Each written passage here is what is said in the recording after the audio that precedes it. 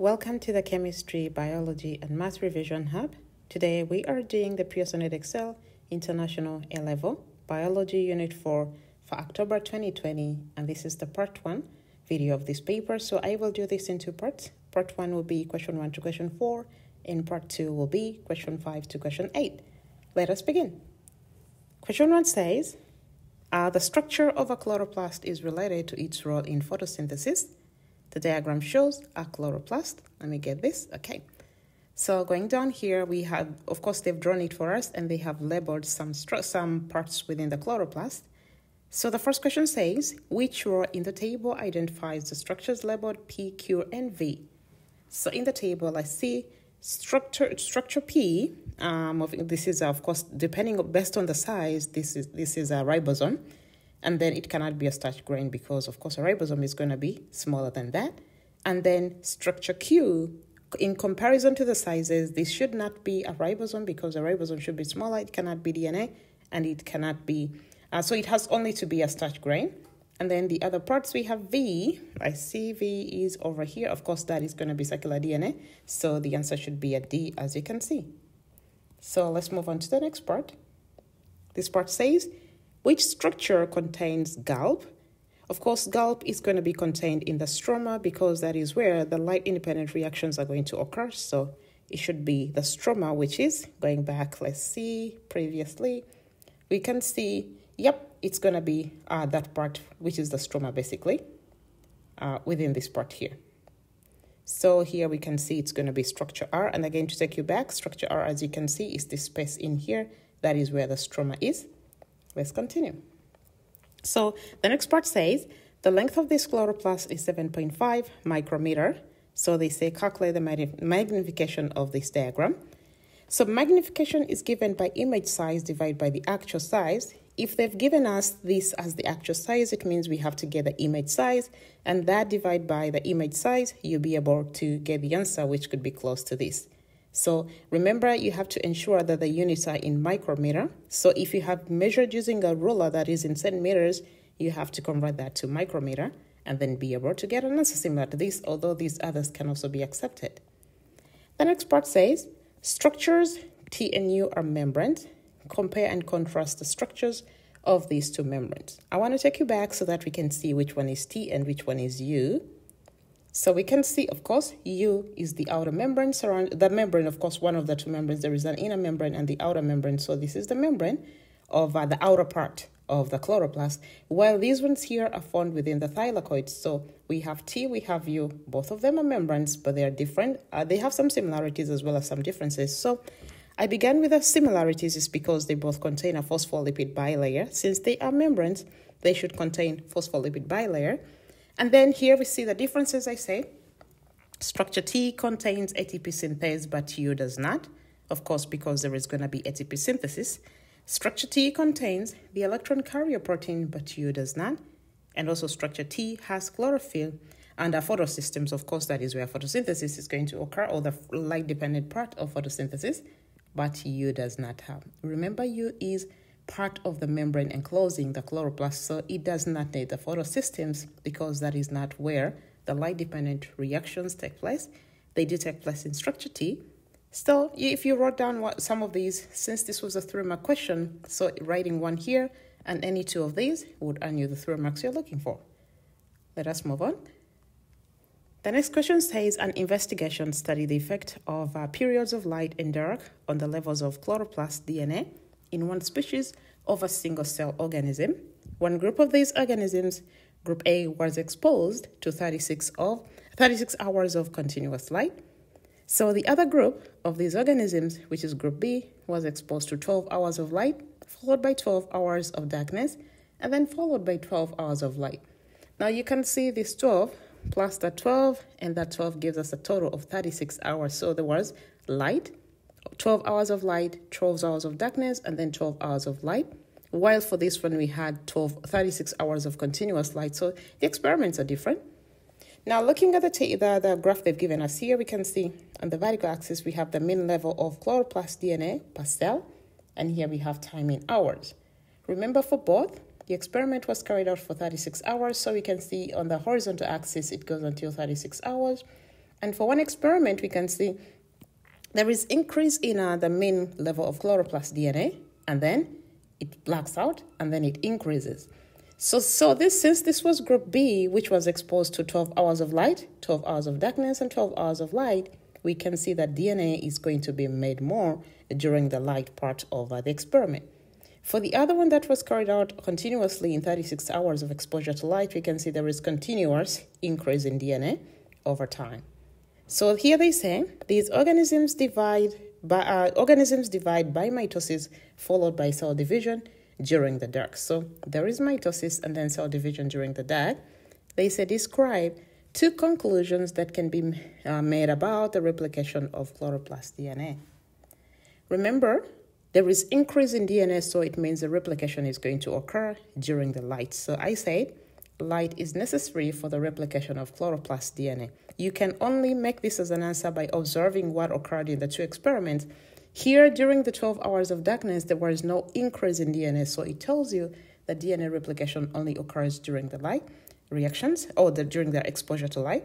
Then I said replication of chloroplast DNA is independent of mitosis. So whether mitosis takes place or not, there is going to be some replication that occurs, provided there is light exposure. So this brings us to the end of question 1. Let us move on to question 2. Rabies is a disease caused by a virus. The diagram shows the structure of the rabies virus. So we can see it looks like this, and we see there is an envelope, there is a capsid, there is RNA inside, and some glycoproteins on the surface. So let's continue. They say the rabies virus has an envelope. As you can see, it's here. Which of the following pairs of viruses have an envelope? You know, enveloped viruses can be, example, HIV, HPV. So here, the answer comes out to be A, which is the Ebola virus, the human immunodeficiency virus, which is HIV.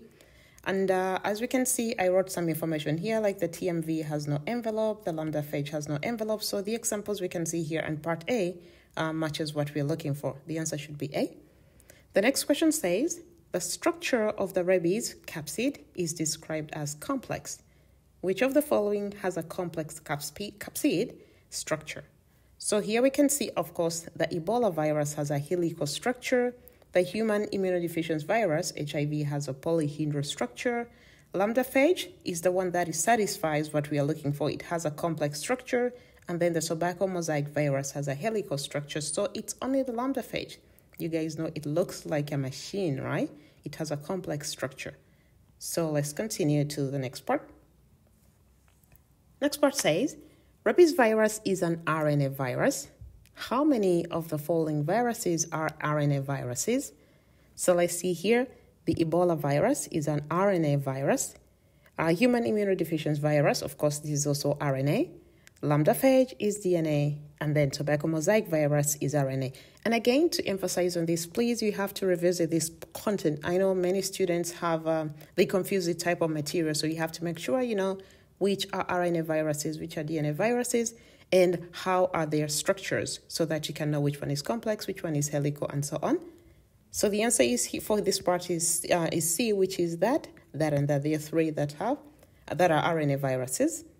The next question says the rabies virus replication replicates in a lytic cycle. The RNA of the rabies virus is a negative RNA strand. The diagram shows how the negative RNA strand of the rabies virus is used to make positive RNA and proteins. So here I'm going to go through the layout. They say negative RNA strand of the rabies virus enters the host cell. So the negative RNA strand of the rabies virus is used as a template to make a positive RNA strand. So the negative is used to make a positive one, and then two things occur. So here we can see the positive RNA strand it can be used as a template, or they can be used as templates to make negative RNA strand. And then on the other side, we can also use the positive RNA strand as a template to make viral protein. So this is using it to make more protein, but this is going to be prepared or made in order to reassemble and produce new viruses. So here we see the produced negative RNA strand and the viral proteins that have been made are assembled to make new viruses, and these new viruses can exit out. So if you understand this fully, we can go to the questions that follow. They say, the diagram shows part of the base sequence in the negative RNA strand. complete the diagram to show the corresponding base sequence in the positive RNA strand. So here we see there is a negative RNA strand and then the positive RNA strand. Since this is RNA, there is not going to be any thymine, but there has to be uracil. So A corresponds to uracil, C corresponds to guanine, cytosine with guanine, adenine with uracil, adenine with uracil, guanine with cytosine, guanine with cytosine, cytosine with guanine, and guanine with cytosine. So this completes the positive RNA strand. And then next we see, explain why a positive RNA strand has to be made. A positive RNA strand has to be made because it has a base sequence which is complementary to the negative RNA strand. This is very important. The negative RNA strand and the positive RNA strand, their base sequences are going to be complementary because they pair up in that manner. So this helps us to make that because this one here has the information that codes for the synthesis of the proteins that are going to be made. Remember, the negative came in, it was used to make positive, and then the positive was used to make negative, while the other positive was used to make the proteins. So here we can see, I say, this positive RNA strand codes for the synthesis of the proteins. I want to take you back slowly to what we have looked at here. We see a negative strand comes in, and then this is used to make positive strand. Then the positive strand can either be used to make negative RNA strand, or it can be used as a template for the synthesis of proteins. So this positive can either make negative, that is going to be packaged into new viral DNA, or viral, in this case, viral RNA. And then here we have also the other part that is going to be used to make proteins. So the assembly of the new virus is going to contain the negative RNA strand as well as the proteins that could be inside or surrounding the capsule to form the outer exterior of like glycoproteins, outer exterior of the virus as it leaves the cell. So this process here, converting of negative to positive, was only for us to produce the viral proteins because this is exactly the same as that. So the only difference is this was used to make the viral proteins. So that is why in my answer here I say this positive RNA strand codes for the synthesis of proteins. This is a 2-mark question. Answering by putting this point here as well as that point, you'll be able to get the marks you're looking for. Let's continue. Here they say lemurs are found in Madagascar. It is thought that they might carry rabies viruses. The photograph shows a lemur. This is a lemur. A person was bitten by a lemur. So they say this person did not receive any treatment for rabies until 18 days after being bitten. Explain why doctors were worried that this person had left it too long for the treatment to be successful. So here I say, of course, because after 18 days, many viruses will be produced. If this person's immune system basically at this time is going to be weakened because time has gone on a lot and many viruses have replicated, and the immune system would be overwhelmed. So the many replicated viruses are bursting out of the cells that have been infected and infecting other cells. So I say this would have burst out of the host cells and they would have infected more cells. Since stimulation of the immune response takes time, this excessive viral increase would overwhelm the immune system. So this person would therefore be too ill before the body's immune system is stimulated. So here when they say explain why doctors were worried that this person had left too long for the treatment to be successful, it is because maybe the viral load in this person's body is going to be so much the immune system would be completely overwhelmed, so that any medication that is given is not going to boost the immune system. So the doctors had to be worried because of that. This brings us to the end of question 2. Let's move on to question 3. Question 3, there are 4 types of immunity. Artificial immunity develops when a person is immunized by an injection. The table gives some statements about artificial immunity. For each statement, put 1 cross in the appropriate box in each row to show which statements are correct for the type of artificial immunity. So artificial immunity, let's begin with the statements. They say antibodies are injected into the person. Antibodies do not lead to formation of memory cells if they're injected into the person. If the body of the person does not make them naturally, then that is not going to be active immunity. So for this part, it's only passive immunity. When B cells differentiate into plasma cells, this occurs only during active immunity.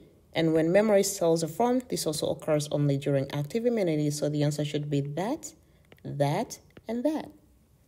The next part says, natural active immunity can develop when a person is infected with a virus. Describe the role of macrophages in the development of natural active immunity to a virus following infection. So here I said, following infection, of course, macrophages will engulf the virus. And when they do engulf, they will release enzymes into the phagosome. The phagosome is that enclosure that, if the virus is inside, that is going to be the phagosome. So the macrophage will release, if this is the macrophage, that is the phagosome containing the virus inside, virus, phagosome surrounding it, and then this is going to be the macrophage. So here it's going to release enzymes into this place until the virus is digested. And then the antigens are sorted from the virus and attached onto the MHC proteins for antigen presentation to the T helper cells. So this is how this is going to occur. Let me remove this to continue next. So let's continue to the next part. Explain why both T helper cells and T killer cells are needed in the immune response to a virus. So here, of course, you know the T helper cells will activate the B cells to actively divide, produce many copies of themselves in order to produce antibodies, while the T killer cells will be killing the infected cells. So I said the T helper cells activate the B cells to divide, producing B memory cells and B plasma cells. The plasma cells produce antibodies for opsonization, agglutination, as well as neutralization.